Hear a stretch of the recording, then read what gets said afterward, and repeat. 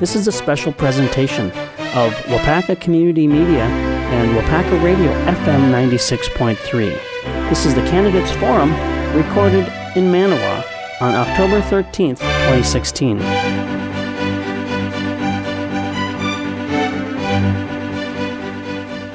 Good evening and welcome, ladies and gentlemen. We're very pleased to have all of you with us this evening for our Civic Forum.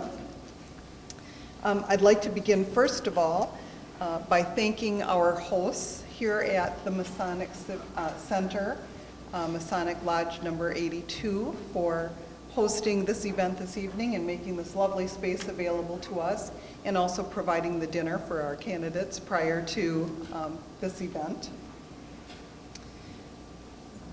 Our moderators for this evening are represented by the School District of Manawa and are the social studies teachers. So Mr. Nick Herricks is going to be moderating, while Miss Amy Long over here will be doing the timing, running the clocks that you see around us. All 9 of the candidates to the Wisconsin Legislature and the Congress were invited to partake in this public forum. The candidates we have with us this evening, running for State Assembly as a Democrat, Mr. Dmitri Martin, running for State Senate as a Democrat, Mr. Brian Smith, also running for the State Senate as a Republican, Mr. Luther Olsen, and running for U.S. Senate as a Libertarian, Mr. Philip Anderson. And now I'd like to welcome Mr. Herricks to come forward, and he will outline the rules for this evening's forum. All right. How's everybody doing tonight? I see we have the questions. Just sign your name, just pick a topic, and as we go, we will randomly, but I don't know how random we will have to go for the questions, and we'll go from there. So, the following rules that will be in effect for this evening's forum. Each candidate will have 2 minutes to give an introduction about themselves and why they're running for office.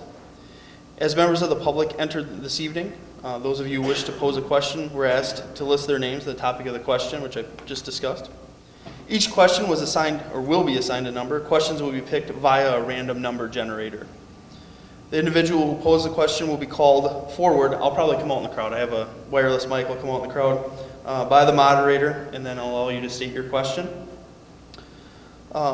Where question topics are duplicated, the moderators have the discretion to use the random number generator to move to the next topic. And each candidate will be given 2 minutes to directly answer the question. At 7:45, the candidates will be given 2 minutes for closing statements. And we respectfully ask that the audience hold their applause until the conclusion of tonight's forum to give our candidates ample time to share their views with us. With that said, we will start. To my left, we'll start with Mr. Philip Anderson. Just do it right from here? Yeah. Okay. Good evening. Thanks for coming out tonight. My name is Phil Anderson. I'm a Libertarian. I'm running for United States Senate. I'm from Madison, actually Fitchburg, right outside of Madison. I grew up in Beloit, moved to Madison in 1988. I'm the general manager of Green Cab Company in Madison, which is an all-Prius hybrid taxi system. I'm married and have 2 kids, one of whom is a very expensive freshman at UW-Madison, and my son is a sophomore at Brown High School. I'm a Libertarian, and you hear that term bandied about quite a bit. Let me tell you exactly what it is. There's basically 2 things. The first thing is the non-aggression principle. It sounds a fancy word for basically how we were all raised. It says that people should be allowed to live their lives as they choose, as long as they don't interfere with other people's right to do the same thing. Now, to me, that sounds like how I was raised and how a lot of us were raised. That book by Robert Fulghum, excuse me, called Everything I Need to Know I Learned in Kindergarten. It's basically that. Respect each other, don't lie, don't steal, don't hit, pick up after yourself, say you're sorry. That's really what it's about for us. We have a basic understanding, basic belief in human nature, and a basic belief that that's the best way that society should be organized. The other thing is that we remember that rights reside with individuals, that according to the Declaration of Independence and people long before that, that we have rights, and that in order to be governed, we delegate those rights. So the government shouldn't be allowed, it doesn't have the right to do anything that we don't have the right to do ourselves. So that has implications in terms of foreign policy, social policy, economic policy. So to paint with a broad brush, a libertarian is somebody who's socially accepting, not necessarily advocating for any particular lifestyle or consumption of whatever, but socially accepting. You can live your life as you choose as long as you don't interfere with other people's right to do the same thing. And we should be fighting overseas, wars of aggression, drone striking, regime change. All of these things are also equally immoral and not the role of the federal government based on what I've told you already. So thanks. I look forward to a great forum tonight. Thanks for coming out.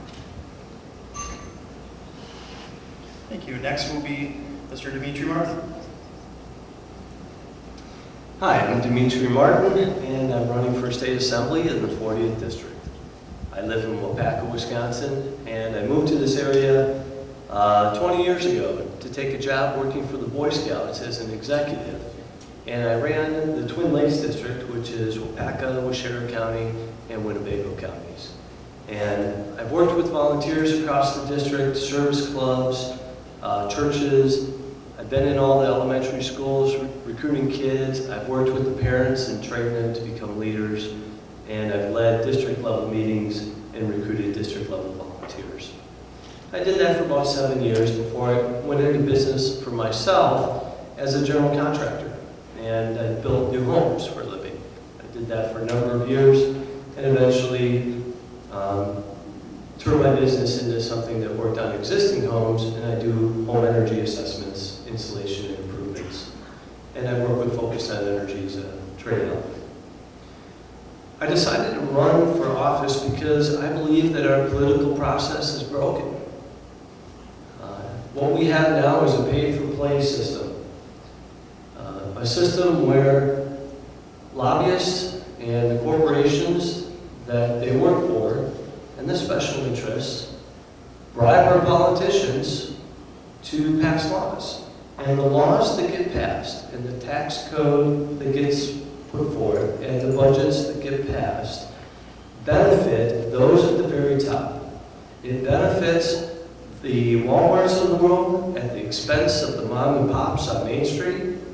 It benefits the mega farms and the capos at the expense of the family farms, and it benefits the very wealthy at the expense of the working class and middle class. And I want to change that.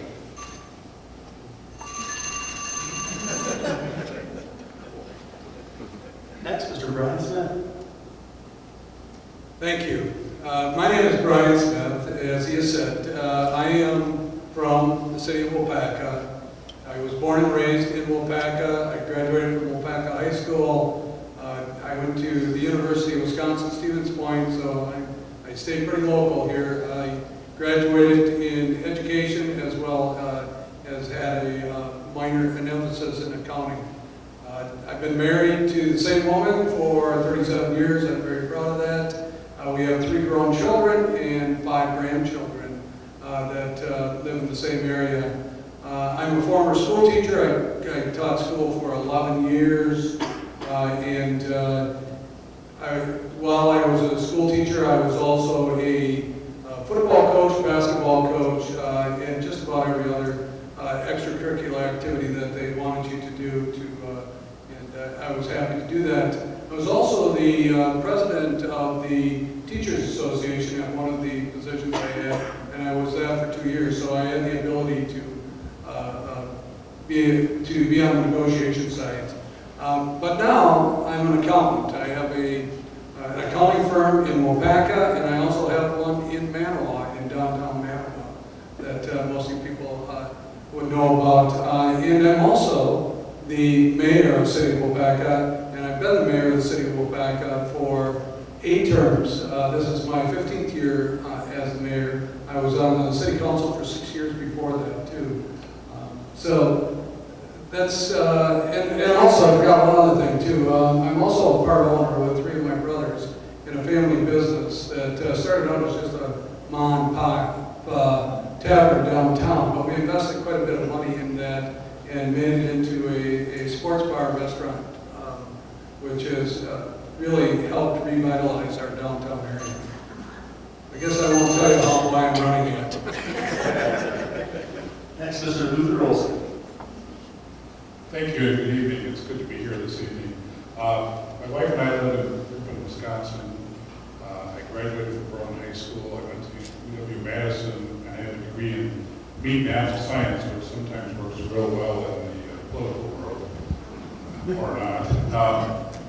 I've been in business with my brother's third generation in the agriculture business. I've been elected to the state senate for the 14th Senate District now for 3 terms. I chair the education committee in the Senate. I'm the co-chair of the Senate part of the Joint Committee on Finance, which is the committee that really takes the governor's budget, takes it apart, puts it back together every 2 years. It's the budget or the bill that has to pass in Madison. I serve on a number of other committees. I have been involved in the national scene on K-12 education. I was co-chair of the National Conference of State Legislators Education Committee. There's an organization in Denver, Colorado called Education Commission of the States, which I have been vice chair of and been involved in education in those arenas. I really concentrate on K-12 education in the legislature, but also dealing with a lot of other issues. We have some serious issues in the state of Wisconsin we need to deal with, and the issues are getting tougher and tougher every year. We have MA issues, medical assistance issues, we have transportation issues, we have issues dealing with our universities, K-12 education. But probably the biggest issue that I see out there right now is our labor force, anywhere from high-end jobs to beginning jobs. All right, now we're going to go to the crowd. Excuse me if I pronounce your last name wrong. The first one will be Patricia Ranky.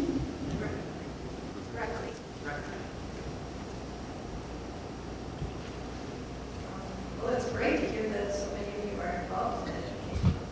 That was my question. I perceive the state of education in Wisconsin as precarious. I'd like to hear what you think about that, because it's really important to lots of us in this community. We'll go left and right, and then we will start with Mr. Olsen, and then the next question will start with Mr. Brian Smith. Precarious is an interesting word. When we talk about education at the state level, and I was on school board for 21 years, I didn't tell you that, in Berlin, and I used to hate the guys in Madison because I thought, we're running our school here in Berlin, we don't need you telling us what we're doing. The thing that was interesting when I found out I got to Madison, our Constitution says that the state is responsible for K-12 education, not the local districts. But our forefathers were smart enough to create school boards. We have issues that we have really never ever had before. One of them is that our population, we have more kids that are on free reduced lunches than we've ever had before. We have more kids, and I had a meeting on it this last spring, coming to school with mental illness. They're not in special ed. We're having trouble finding teachers here and all over the country. There was just a meeting here a couple weeks ago at the national level because every state is having trouble filling teaching positions. And I was with NCSL, I was in China a few years ago looking at how do they do so well on the PISA exams, and others countries that do real well. And it's interesting how the other countries view education, and a lot of times I think it has to do with the culture of the folks, that they really believe education is the way to success. And honestly, we used to. Now I'm not so sure we do. We have trouble with this one and things like this. It is the biggest part of our state budget goes to K-12 education, and to me, it's the most important thing that the state does.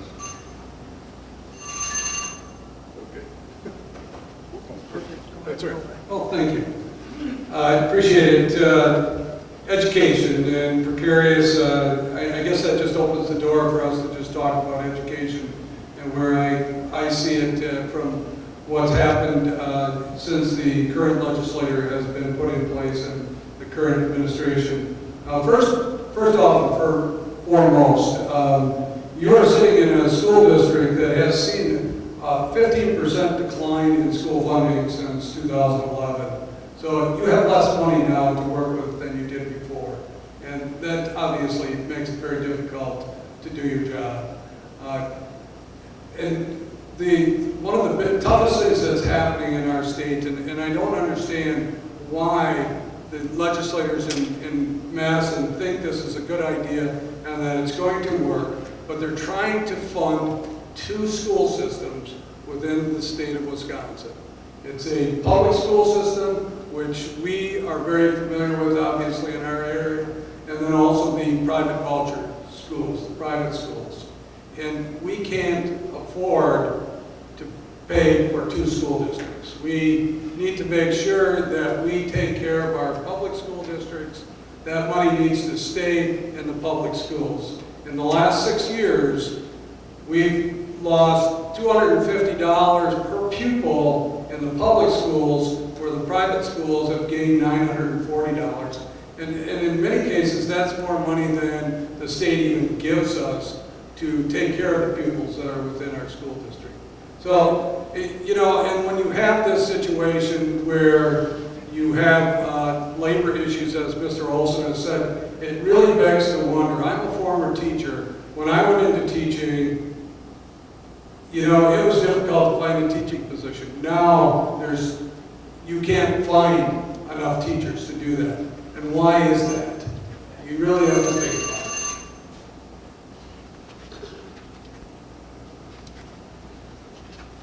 There's a lot of money in education.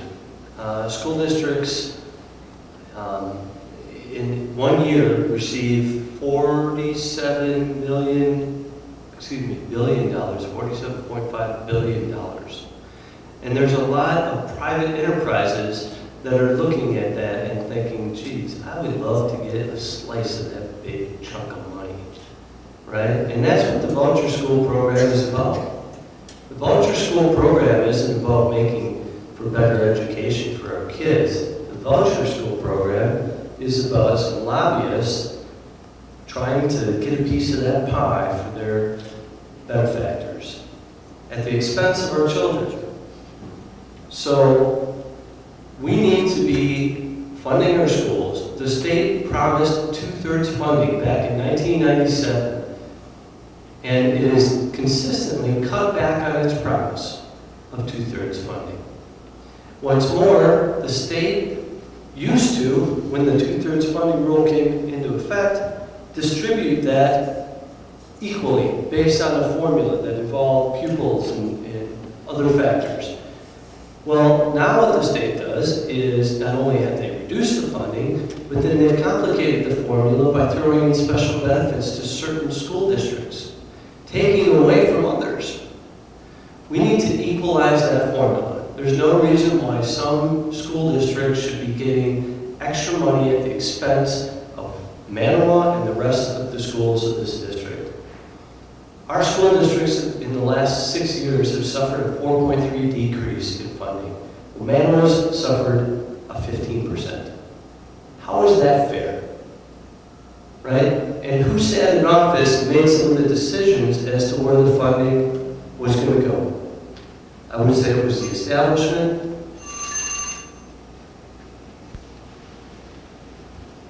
You want to finish your sentence?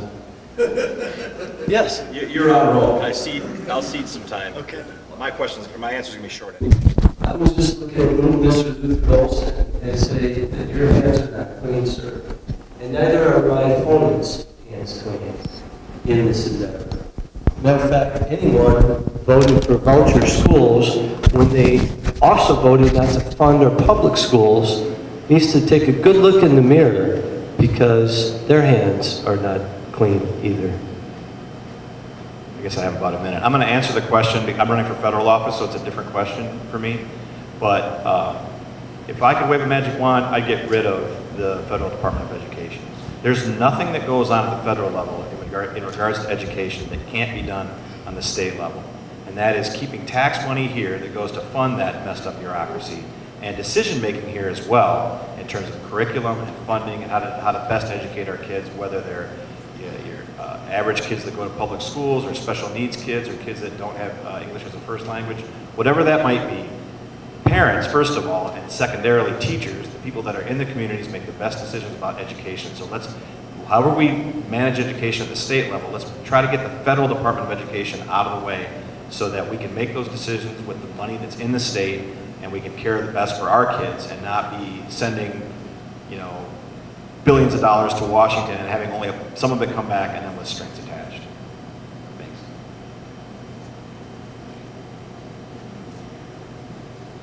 Next question will come from Mr. Tom Sanders. I better read my question. I'm concerned about the fact that the government is proposing borrowing money to fix our roads. Anybody that knows when you borrow money, you pay way more than if you would come up with the money to do that. And I'm just curious what these gentlemen feel about their proposal to fund Wisconsin roads.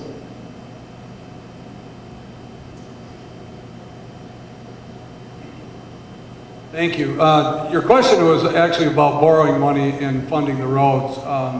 And I just want to touch on a couple of things that the proposal for the next biennial budget that was brought forward by the DOT and Governor Walker has basically told them what they had to say on that. But the plan is to stop construction down in the southeastern part of the state and then send money to our communities. Well, we know that that money's not coming, even though they stopped the projects down there. And that's not the answer, because those projects still need to be done. So that is not the answer. Borrowing money is okay if you have a plan, but you need to have a plan to be able to pay that back. And it's not by using taxpayers' dollars that could be used to do other things. That's not the answer to it. I heard Scott Fitzgerald's plan, the Senate Majority Leader, where he said, well, the first thing we got to do is we got to clean up the DOT. We got to make sure that they're not frivolously spending money. And he didn't say frivolous, but that's what he meant. Well, that should have been done a long time ago, quite honestly. And that's not a partisan issue, that's a bipartisan issue. Those kinds of things need to be fixed down there. And I'll tell you, nobody wants to increase taxes, that's for sure. If you ask anybody, don't increase taxes, but we want our roads fixed. Well, we have to figure out a way to pay for those. And one of the ways is to use a user fee, which we call a gas tax, and it would cost very little, very few pennies, to be able to raise enough money to fix all the roads that we have in Wisconsin, so we aren't the third worst state in the country.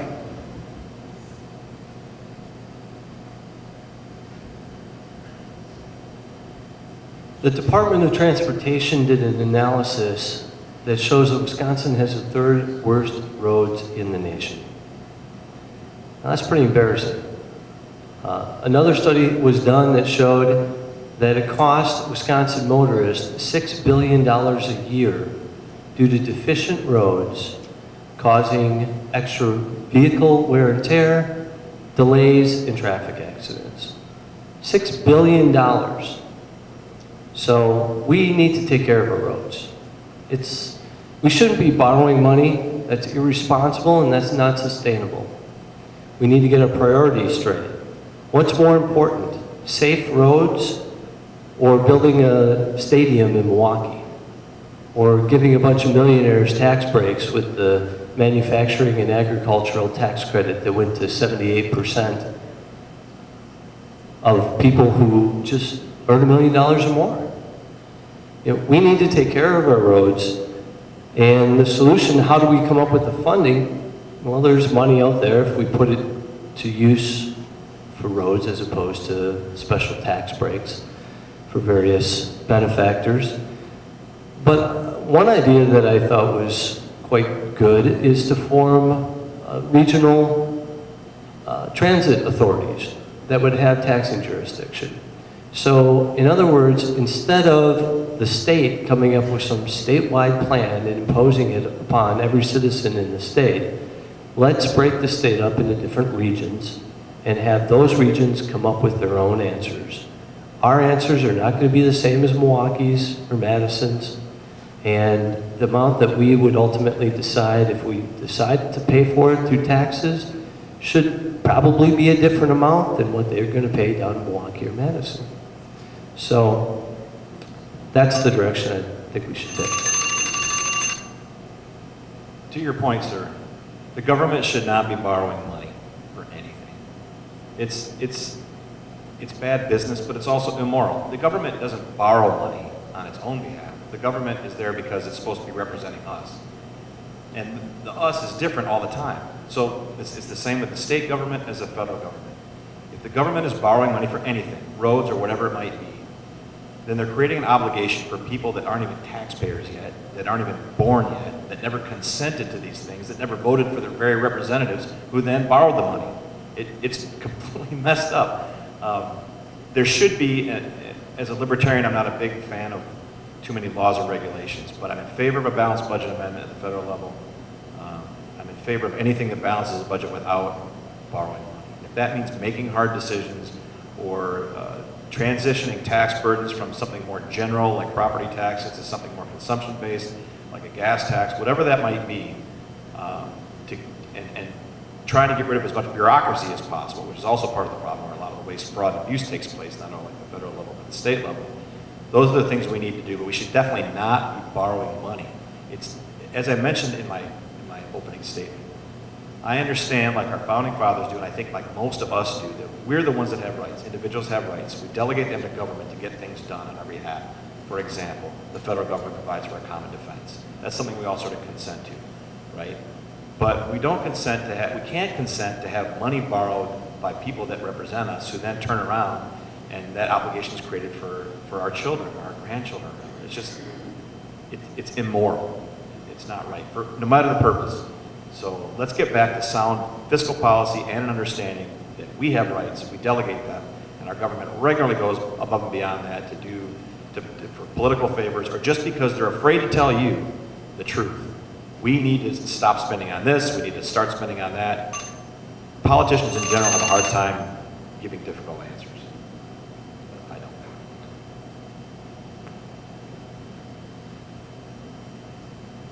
Thank you. I think the question had something to do with borrowing for transportation.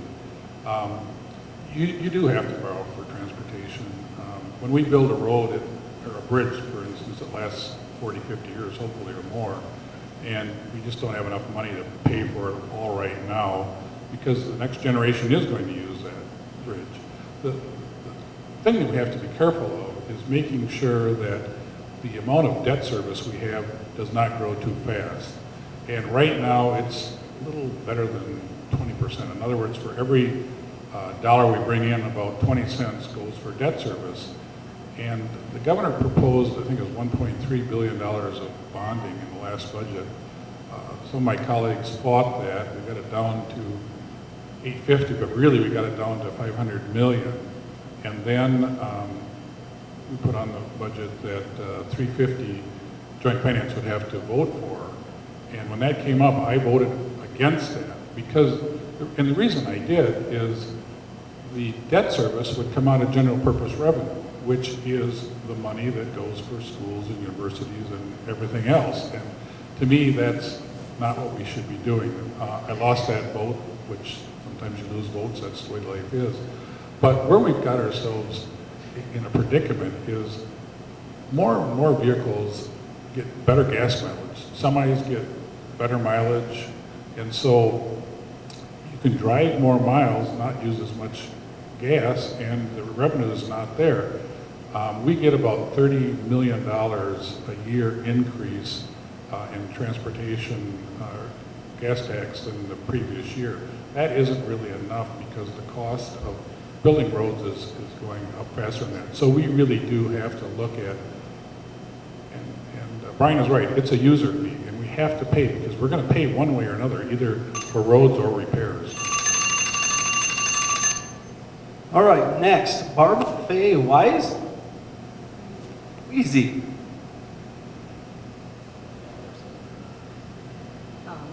I would like to know what specific way do you each plan to actively soften the harsh political divide we are experiencing in Wisconsin and nationally? What is one specific way you will collaborate with the opposition, whichever that is?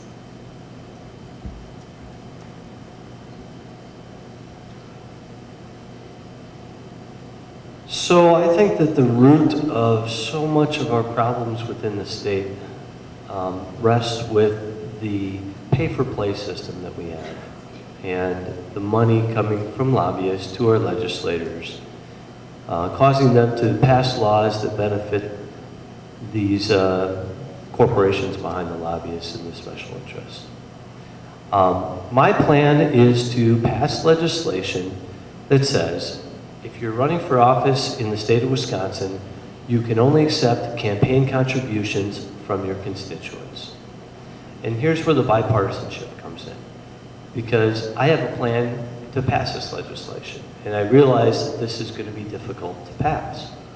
So what I want to do is form a coalition of freshmen, a bipartisan coalition of freshmen in both the Assembly and the Senate that are not yet addicted to this lobbyist money, who have been elected on a wave of anti-establishment, of people that are fed up with the current political system because they understand it is no longer working for them. And I think that there are conservatives and Democrats alike who are in that camp.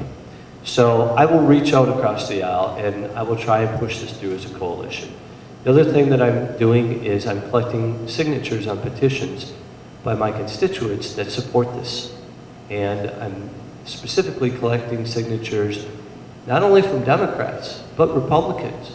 I mean, this is a bipartisan issue. People want the whole system cleaned up. They want the politicians, when they're not in session, to be going into their districts and not wanting to dine with lobbyists, listening to the people in their districts, holding listening sessions. Conservatives, Democrats alike know that that's what needs to happen. Excellent question. What we suffer from is something that, and I didn't make up this term, identity politics. And I guess I'm speaking more on the federal level, but you can see it especially in our presidential politics in this election cycle, where because the federal government picks winners and losers by economic legislation and social legislation, they also tend to campaign that way. And the way to get people to vote, this has been discovered through research, is more through fear than it is by actual winning people's hearts and minds to the things that you believe in. And obviously in this election cycle, there's a ton of fear. I could spend all day talking about all the stuff that's going on. Obviously, some of it true. Our two Democrat, Hillary and Trump, are, in my opinion, both very flawed candidates, to say the least. But the way they campaign against each other is by pointing out the negative, and pointing out the flaws or the possible risks of anything from Muslims, Mexicans, immigrants, rich white people, poor white people, uneducated people, educated people. It's all a way to drive people fearfully to the polls to vote against those things that they've been inflamed to fear. And that's sad. To the second part of your question, how do we solve that? To me, the only way that we solve that is by reducing the power and scope of the federal government to the point where it doesn't really matter as much anymore who we elect president, which party is in power. So we can get back to sane government where it's actually representing us. And there's not so much money flowing through government, because that's what it's all about. Republicans and Democrats want to stay in power in Washington because they make money that way. Their parties do very well. They raise money. They have cushy jobs for people when they're done with Congress and done serving. And if we can reduce the power and scope of the federal government, devolve power and authority back to the states and the local level, then there won't be as much money flowing through there, and there won't be as much identity politics, which does divide us. And obviously, we can see violence as a result of that. That's how I'd fight against that.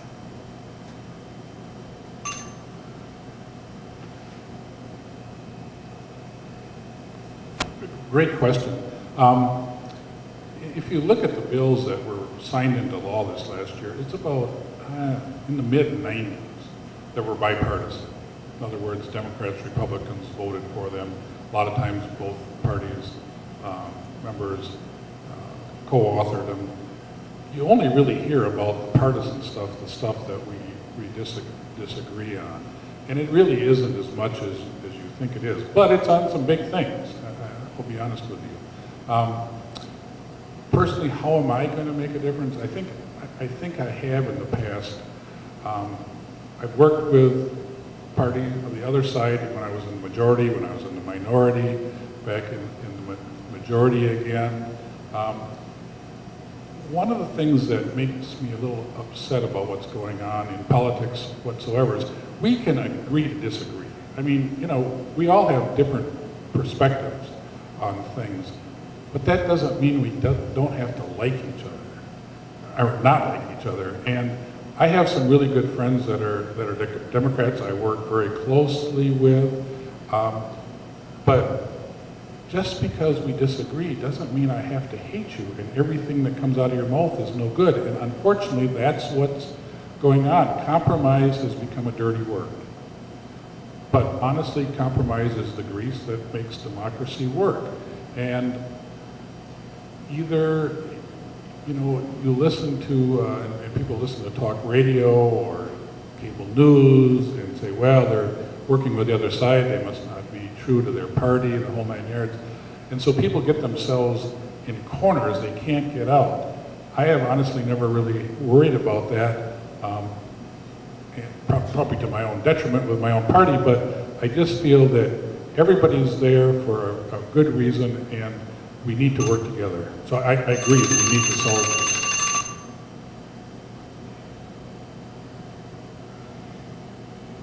As all the candidates said, it is a great question because we've watched in horror, basically, if you have watched the debates at the federal level, and that obviously concerns us very much. But, you know, the simple answer, quite honestly, is stand up, move your chair closer, and shake hands, and talk, and find out the reason why you disagree on something.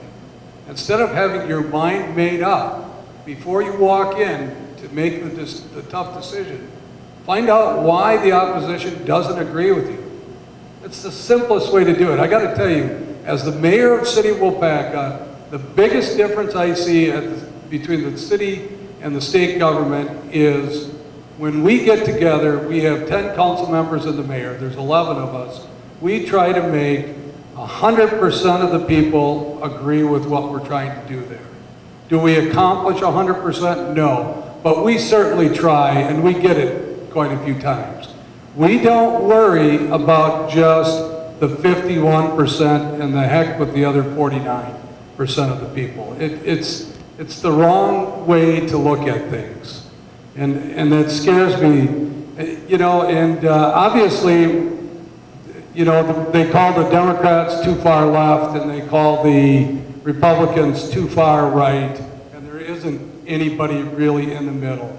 And that's what I want to bring to Madison, is that person in the middle that is willing to stand up and not worry about my party, not worry about my position within the party, and make sure that we do what's right for the constituents of our district.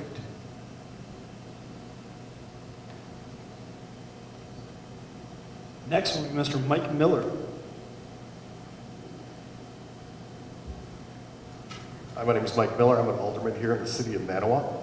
My question is for all of you. It is, what would you do to lessen the state's hold they have to the budgets on the city of Manawa and all local cities? And Brian, you could probably address that. We're right to the budget. If somebody were to say give $25, just donate to the city, you can't really do that even, because it throws off the budget that's mandated at the state level. What would you do to fix that, or do you think that's an acceptable matter?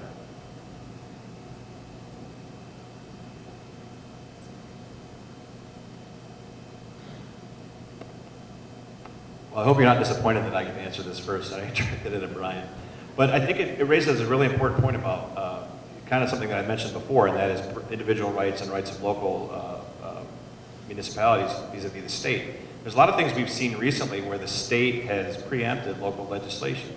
They put caps on property taxes, mining permits, even Uber, which is a situation that I'm intimately familiar with as somebody involved in transportation in Madison, where the state legislature decided that that local governments couldn't make regulations about this business that was in their community, where they have the right and to some people's idea, the responsibility to legislate about you know, those businesses that do the same thing.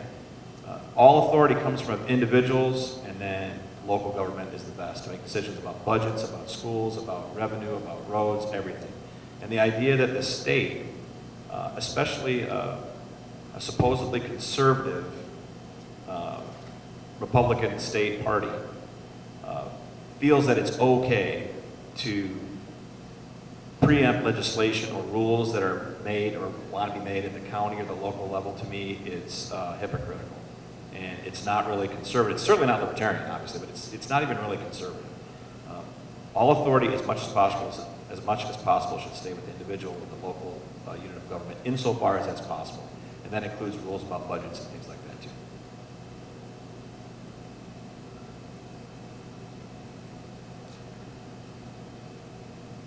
Thank you. You are right. We have, over time, overstepped our authority. Well, maybe not our authority. Maybe we have the authority, but what we really should be doing in Madison as far as local units of government.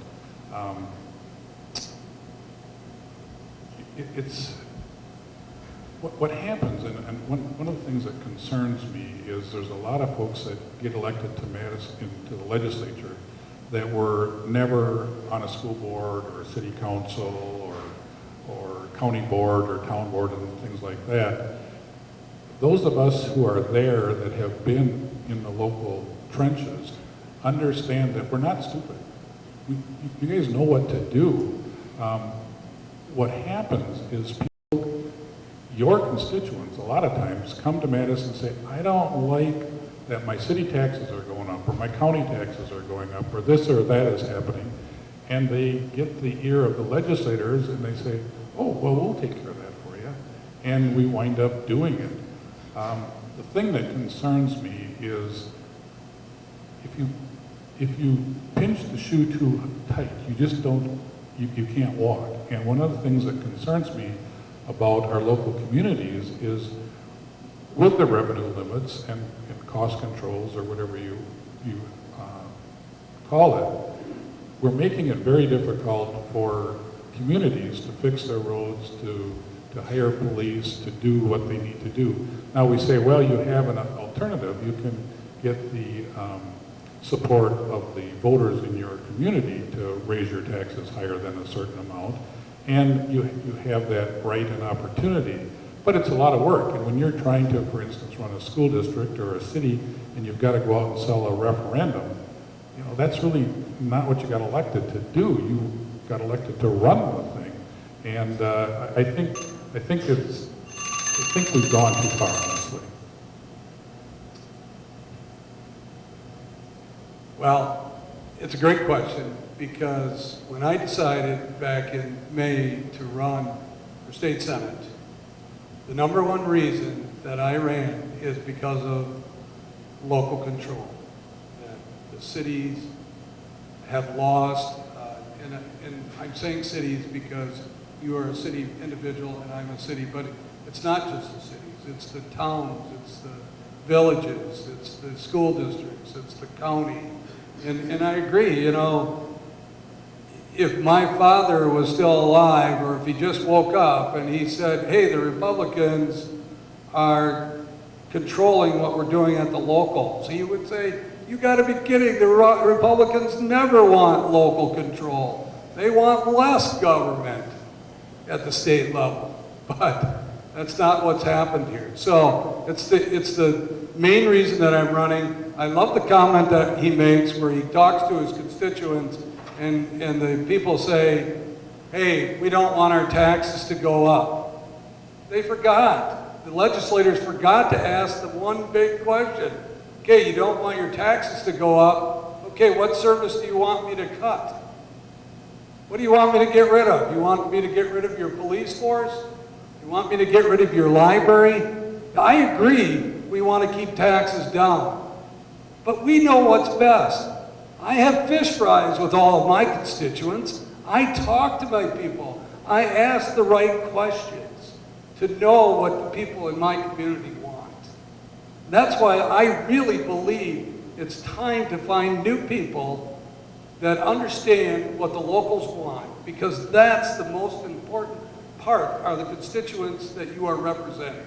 I mean, you can tell the Republican Assembly person has decided not to even come tonight.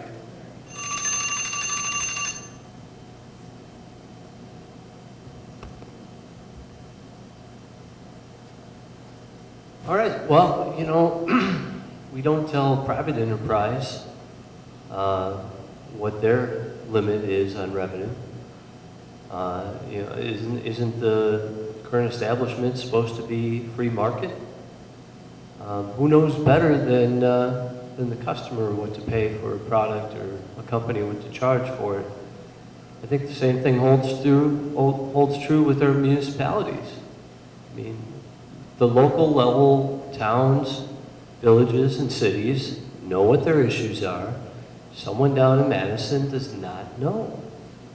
I understand people want lower taxes, and great. Then go to your town board meetings, go to your city council meetings. You know, ask for a referendum to hold taxes or something, but be involved. Don't just expect some legislator down in Madison to pass some generic policy and impose it upon all of our municipalities. That's just irresponsible. It's political gamesmanship by the politicians who now can go, especially from a governor, who can go before in a big audience of a state and say, look, I've limited taxes. Elect me, because no one wants high taxes. Well, yeah, but he doesn't tell everyone that that means that they're going to be suffering because they don't have decent fire protection or sufficient police force and so forth. And some communities are growing faster than others, and they might need to bring in some more money. They might have school systems that are a vibrant part of the community and that they want to build a school swimming pool like Iola did. The government should be involved with many of our local decisions. Joe Jansen is next.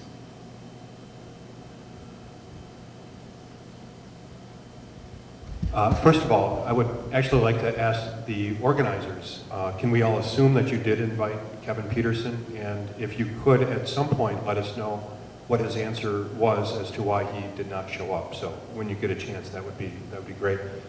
It's mainly for Mr. Luther Olsen. I guess we talked a little bit about it earlier, and I would really like to hear a justification from you as to why you supported cutting almost $1 billion from our state's public education. And as Mayor Smith began to point out, diverting much of that public money to private schools, which have very little, if any, accountability, expanding the voucher program. I just would really like to hear a justification from you about that particular issue. And then to Mr. Anderson, as a libertarian, I can only assume, as you've already mentioned, that you are looking to perhaps eliminate the Department of Education at the federal level. Would that also include getting rid of the EPA, the Department of the Interior, any other types of institutions that actually make regulations that protect worker safety, our environment, etc.? So I'd really like to hear from the two conservatives or libertarian.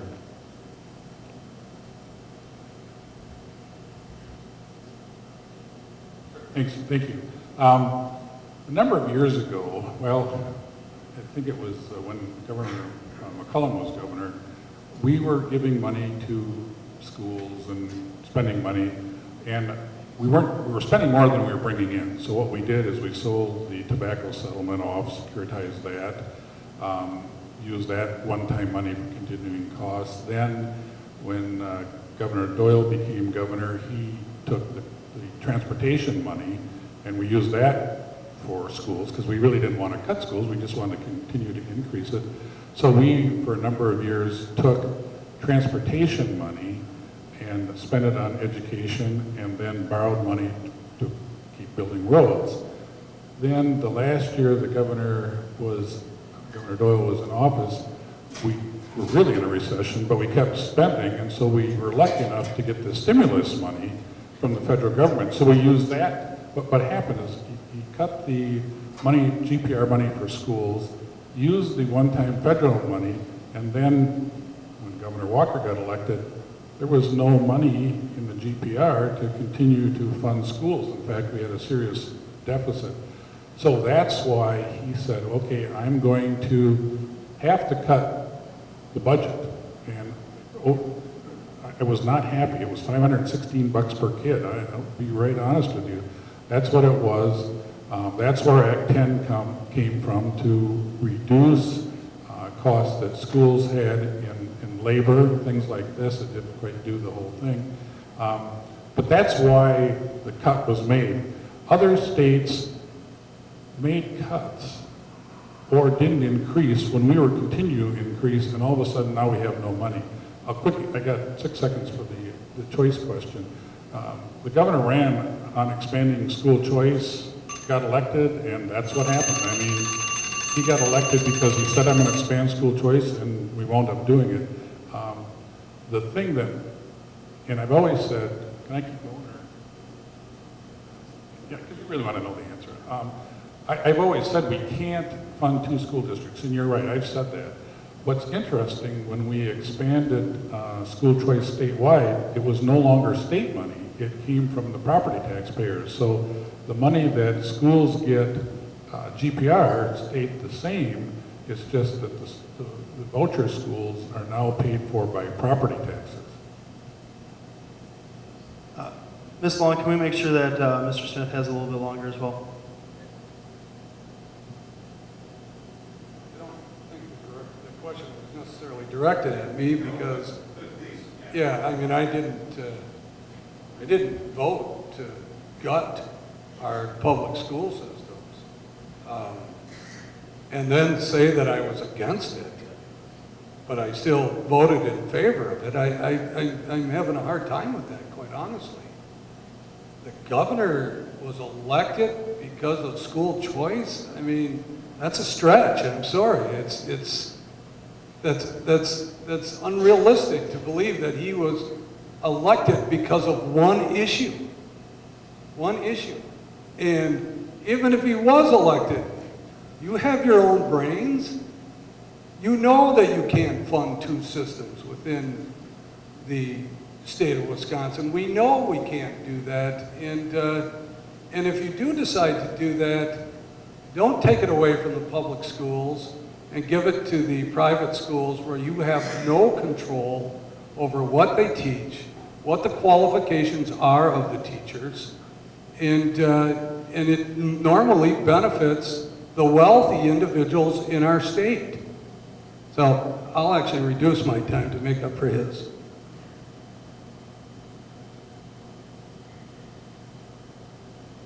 Well, it just seems to me like we've got a bunch of different factors at play here. Not only have we seen a reduction of funding at $2 million over the last, $2 billion over the last 6 years, but on top of that, we've had unfunded mandates imposed on our schools. So we've taken away their funding, and then now we're going to tell them that they have to do all this other stuff. Plus, we've seen a huge rise in autism. And in some cases, severe cases on the spectrum, it may require 1 teacher to 1 student. Well, that's going to raise your costs, right? We need to properly fund our schools, and we need to stop passing unfunded mandates on our schools. I guess that's it. Pretty simple. Well, to answer your question, I'll start by saying, as I've said already, that the farther that governmental operations get away from the individual, the less efficient, the less productive, and the more corrupt they become. I do believe that most departments of the federal government should go away, and that everything that's done at the federal level, save a couple of things, are much more accountable and efficient and properly done at the state level or the local level or with the cooperation of the free market. So everything that you listed, I don't remember the whole list, but I would get rid of the EPA, yes.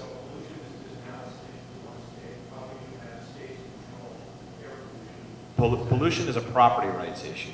And I'm actually, well, do you want to hear my explanation? It actually goes back to a certain extent to the control that the state exerted over the mining situation in northern Wisconsin. They trampled on the property rights of the people that lived around the mine by taking over the permitting process and allowing that mine to exist. They did that. The federal government doesn't do a good job of almost nothing. I would get rid of the IRS, the Department of Education, the Department of Energy, the Department of the Interior, because they sell off rights, mining rights, grazing rights. They're corrupt. They're all corrupt. And I would get rid of the IRS. And the taxes that we do need to collect because we have a $20 trillion debt would come from the consumption side, not taxing productivity, not taxing income, not taxing corporations that create jobs and that provide opportunities for people. No, I didn't say anything about taxing the poor. Taxing consumption, yes, which is to a certain extent, I mean, it's not voluntary on everything, obviously, but so that it's not a tax on productivity. That's what I would do.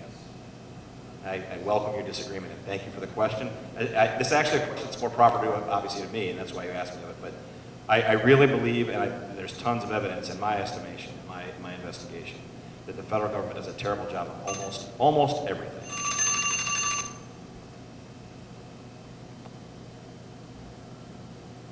All right.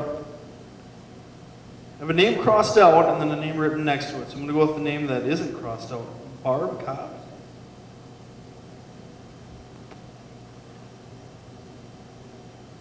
It was just an add-on to the comment on the state of education in Wisconsin. I think we probably discussed the use of tax dollars for public versus private. I still don't understand how you think that's okay to spend real estate taxes to fund private education. Could you explain it a little bit more?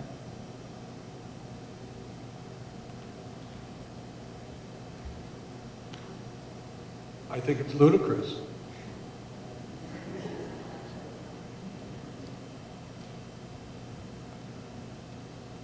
I go back to what I said before. I mean, who stands to gain? I did a little bit of research. There's an organization out there, the name slips my mind, but it was started by the owners of Amway, the DeVos family or something like that, who coordinate closely with ALEC and are intent on privatizing the school system. Well, they're looking at $47.5 billion in funding, and they want their greedy little hands on that money. It's not about what's best for kids. You know? It's selling. It's the epitome of what makes our people like you lose faith in government. I would just like to add along those lines that I have faith in government. I think government can be a great asset. My problem is with the corporate influence upon our government. If we can get rid of the corporate influence on our government, then we're going to see tax code and legislation passed that benefit you and me and small mom and pop business owners and family farmers and working class people. And none of that's going to get passed when the Walmarts of the world and the mega farms and the CAFOs are in control. No, they're going to shut down anything that would benefit mom and pops because they don't want to compete against them. Well, they're going to the private industries that are looking greedily at this public money for education, that's behind all this. Well, continue the answer to that question. I just want to address something that Dmitri said. It's not so much that I've lost faith in government or that libertarians have lost faith in government. We understand government to be, and you're seeing the effects of it right now. That's why you're asking these questions. 51% of any legislative body or any electorate, any population can decide what to do or to the other 49%. Now, democracy sort of works when it has to work, but the best thing is for people to have the rights on the individual or the local level to make their own decisions. You're suffering. These questions about school and school funding are all a symptom of a problem where people have control over a process that initially takes your money in the form of property taxes, other taxes. They get it, and now you're trying to beg them for it back, and you don't like the way you're getting it. And if this were, if we have a Democrats in power in Washington, well, not Washington too, obviously, but in Madison, and we're doing something that Republicans didn't like, this would be an entirely different forum, but it would be the same problem. The problem is that your tax money gets taken from you by force and held, and then you have to beg for it back and influence legislators, and you're competing for that influence with your votes against corporate interests, unions, lobbies, whoever it might be, both sides of the aisle, there's an aisle, both sides of the aisle, are competing with a lot of money against you as voters. And so, for example, legalization of marijuana. Now, I advocate for that. Not so that people can smoke, but it's a good example. According to the Marquette poll, 59% of people in Wisconsin think marijuana should be legal. 59%. But there's very few legislators that come out on that because there's so much money, big pharmaceuticals, big energy, big textiles, who are against it because there's money on that. So the wishes of the people of Wisconsin, clearly stated in the Marquette poll, on this or any other issue, don't get represented because there's money on the other side. That's the problem with government as an institution. More rights, more freedom should be with people so that you don't have to worry about what the government says. Who cares what the 51% says if it's something that you can decide here in your life, your family, your neighborhood?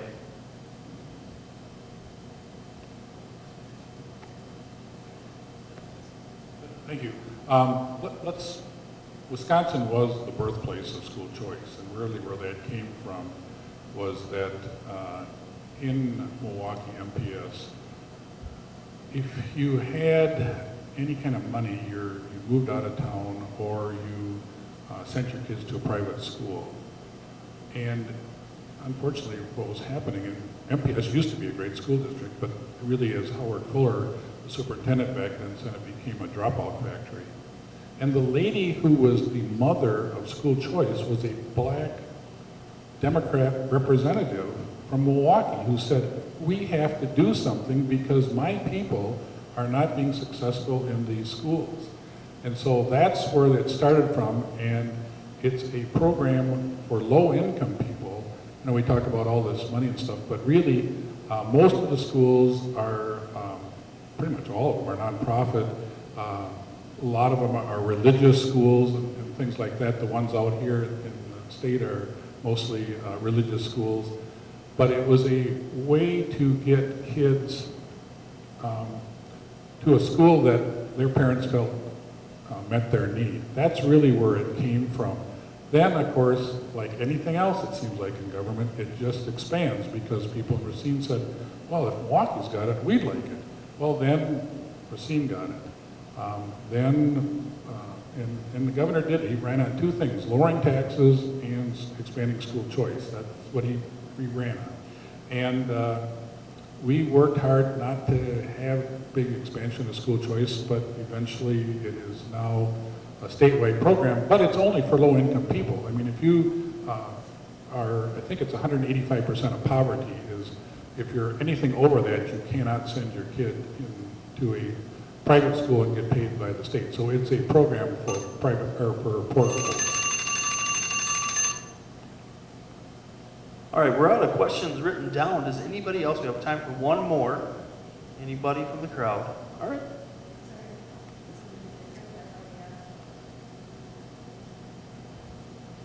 I would like to know more about the consumption tax because it's my understanding that a loaf of bread costs me the same as it costs a millionaire. How does the consumption tax work if it's not hurting the poor people?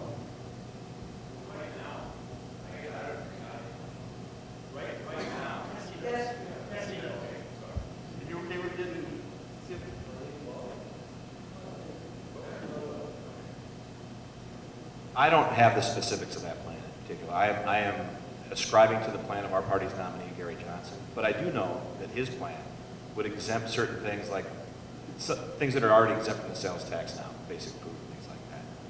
But the way the tax code is set up now, and what many of you object to this as well, is that a lot of wealthy people pay very little tax and have a tremendous amount of favoritism on their side by the way the tax code is set up. So I think that moving things to the consumption side, not on basic necessities, but on other things, and then scrapping the whole rest of it, ends up being more equitable for people that have money as people that don't have money. That's my understanding of it.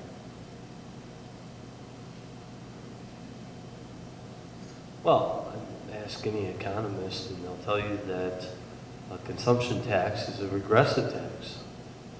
A regressive tax is a tax that hurts the poor disproportionately with the wealthy, because the wealthy are not going to spend all the money that they make, but someone who's working a $10 an hour job, the little bit that they take home, are they going to be saving? Are they going to be stuffing it away? No. They're going to spend it all, and they're going to get taxed on 100% of what they earn. A wealthy person, a very wealthy person, they might spend a fraction, 0.5% of what they earn. And now you think that's fair, that they should only pay a half of percent of what they earn on taxes? No. You know, we need a progressive system. We need a more progressive system because we have a shrinking middle class. If anything, we need to go the opposite direction. We need to go back to where Eisenhower was.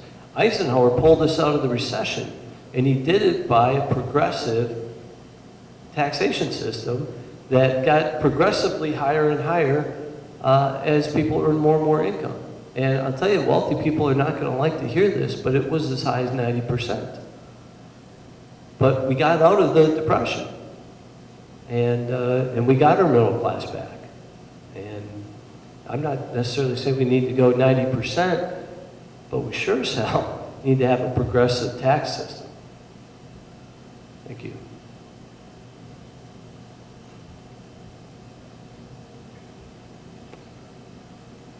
I didn't propose it, so I'm not going to talk about it.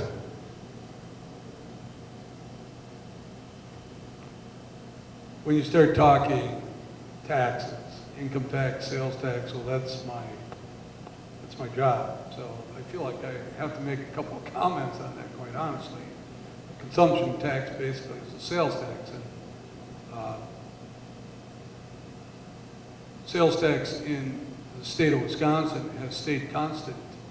And I have not heard an uproar or an idea that we should increase sales tax to help our budget woes. So I think that's quite honestly a non-issue. I don't hear it from either side, the Republicans or the Democrats, that that's the answer to the woes that we have. I do agree, though, that we have to stop giving tax credits to the 11 richest people in the state of Wisconsin and make sure that those monies are instead used better for our education and our roads.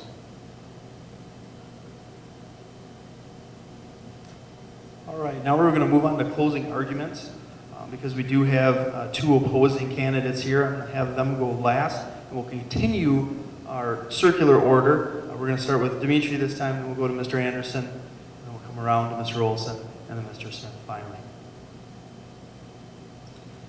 Well, I would like to be the next William Proxmire for Wisconsin.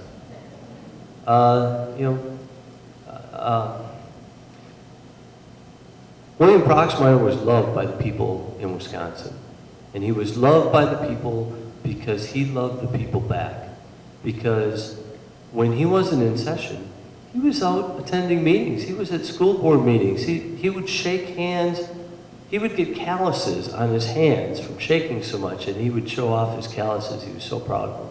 People loved him so much that they didn't even call him by his full name. They just called him Prox. They felt they knew him so well. You know, that's the kind of representative I want to be. I believe that whoever is your representative ultimately needs to do what the people in this district wants them to do. They need to put their ego in check, right? They need to tell the parties to back off. You know, a generic platform does not fit the needs of my district. The people in my district are going to tell me what my platform is going to be. And we have a broken system. I also want to bring back the spirit of fighting Bob LaFollette. We fixed this problem before. A century ago, the railroad barons and the lumber barons controlled this state. They controlled both of the houses, the governor's office, and the parties. And Bob LaFollette ran on reform, as I am running on, and he passed legislation that says that in Wisconsin, a corporation cannot contribute directly to a candidate. And I want to pass legislation that eliminates the loophole that corporations found 44 decades ago that basically allows them to form political action committees and go right around what Bob LaFollette intended. No. You should only be able to accept campaign contributions from your constituents, period. No lobbyists, no political action committees, no parties. Well, I appreciate your desire to want to be the next Bill Proxmire. I really do. I'm a big fan of his as well.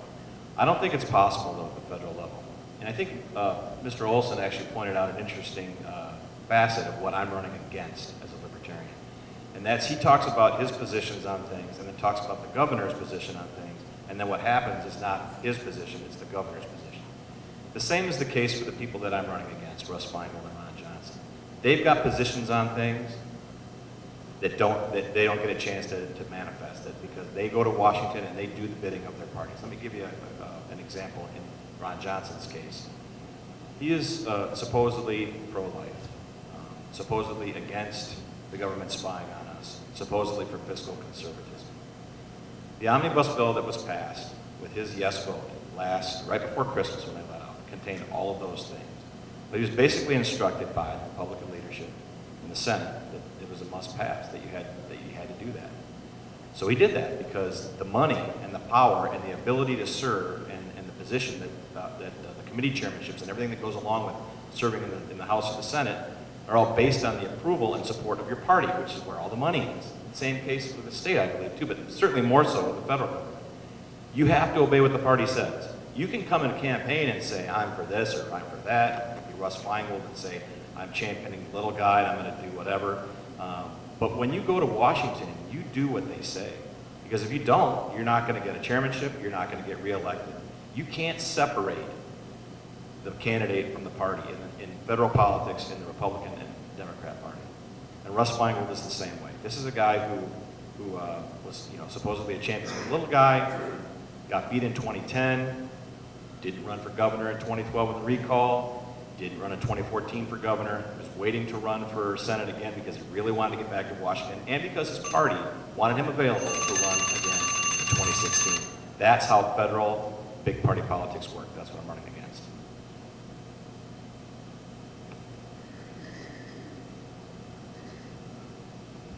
Thank you for hosting this again, and thank you folks for being here. This is what representative democracy is all about.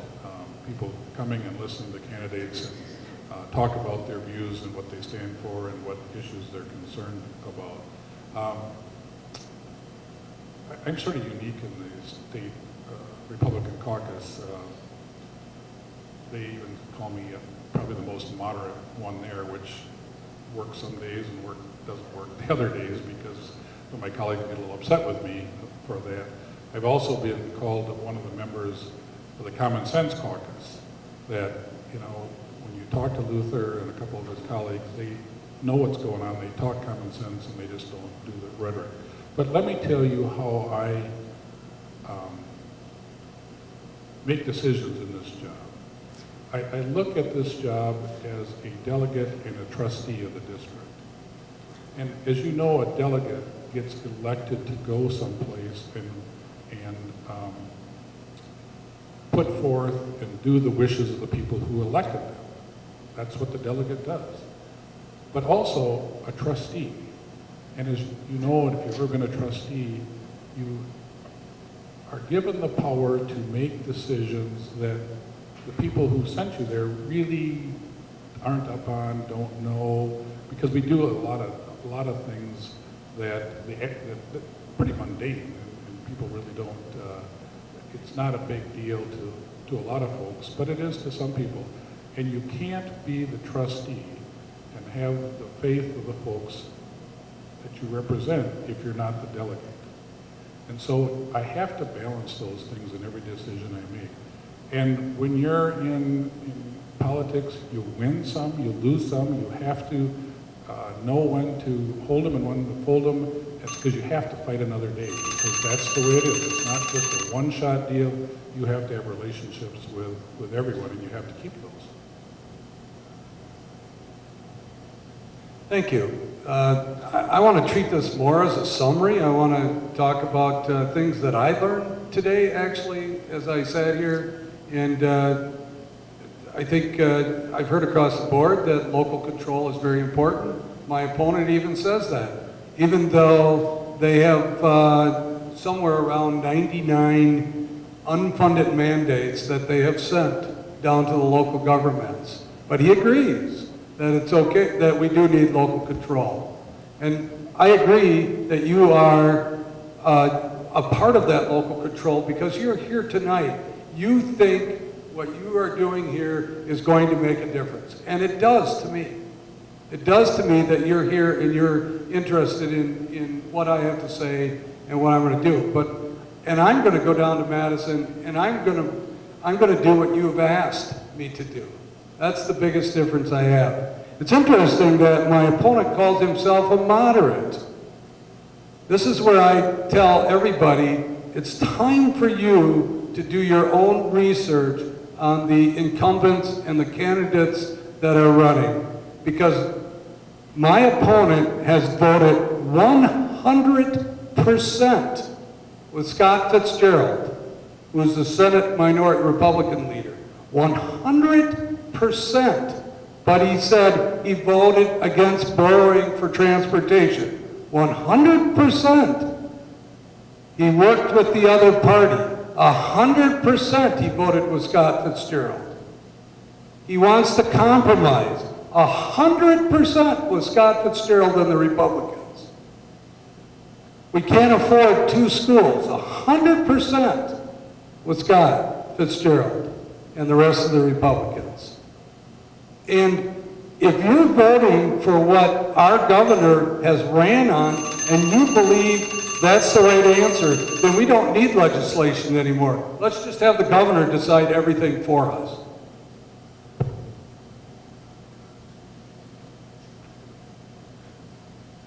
All right, as we close this evening, on behalf of their constituents, I would like to thank our candidates for coming this evening. On behalf of the candidates, the members of the Masonic Lodge number 82, the School District of Manawa, and all those who helped to coordinate this event, we would like to thank you for spending your evening with us. Good night, drive safely. God bless the United States of America. Yep.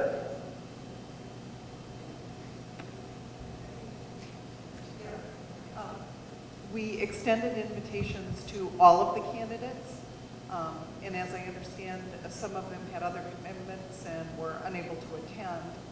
Some gave more reasons than others. Do you have the specific reason?